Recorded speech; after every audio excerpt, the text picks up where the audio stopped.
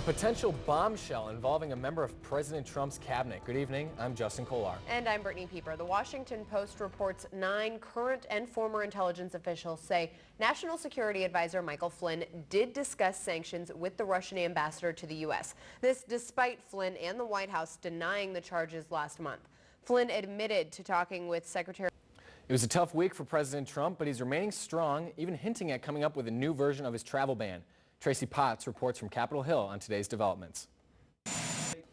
The GOP's self-imposed January deadline to replace and repeal the Affordable Care Act has already come and gone.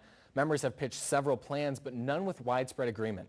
Meanwhile, another one of President Trump's cabinet nominees is now in place. Health and Human Services. Lower temperatures usually mean higher bills, but some bills are bigger than others. Residents at one student housing complex say their utility bill for this month is unusually high. KMU8 News. Boone County Sheriff's Department arrested a husband and wife in Columbia for burglary today. Deputies took Raymond and Rhonda Scharf into custody from the Budget Host Inn early this morning. In the couple's hotel room, deputies found items that they believe were stolen in 2 separate burglaries, one on Honey Lane and the other in Lansing Avenue in Columbia.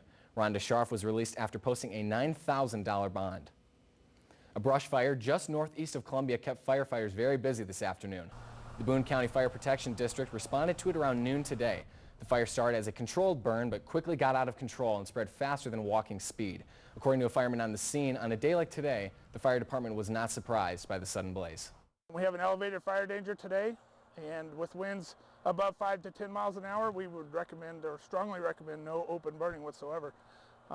People may think that the ground is wet, but the problem is even though the ground may be wet and saturated, the plants are either dead or dormant, so there's no uptake of moisture, so they're not green, they're very, very dry. Blumenkamp added people should be careful on elevated danger days. Into this routine of 60s on the weekend, Yes, a little colder during the week. I complain with that. Yeah, it's a pretty good deal we got Keep going it on. up. All right, I'll try. Thanks, Michael. An MU department is celebrating a big milestone today. We'll take a look at what advancement it has made in the past few years coming up.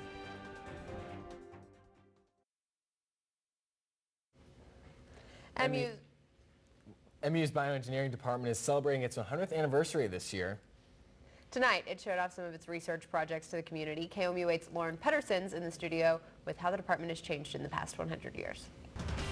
Battle in Jefferson City had an all-time matchup on the football field this fall. See if the rivalry could match the intensity on the basketball court. Coming up next in sports.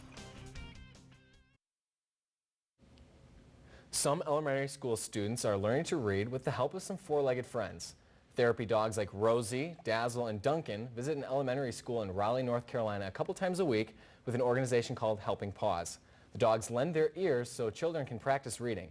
They don't correct the children or get tense and nervous, making them the perfect audience for practicing. Here's a look at what we're following for KOMU8 News at 10. Our Target 8 investigative team fact-checks Governor Eric Greitens' State of the State address.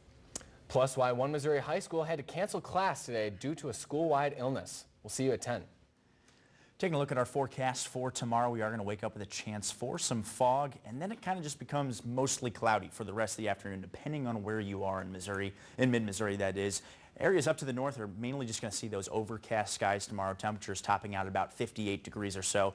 And then down to the south, you could even see temperatures return into the 70s like we saw today, just depending on how much sunshine you actually get. Here in Columbia, Jefferson City, looks like temperatures will be in the lower 60s. But overall, still a pretty nice day for February 11th. And as we look at the rest of the week, again, we are going to remain very dry and very mild for this time of year.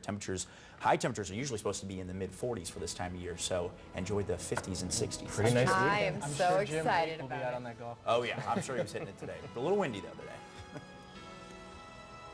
On air, online, on Facebook, on Twitter, on the News app, and the Weather app. KOMU8 News. Coverage you can count on.